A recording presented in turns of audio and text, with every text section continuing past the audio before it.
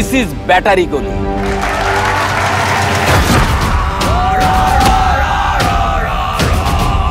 এখানে একটা মারলে 5টা খাইতে হয়।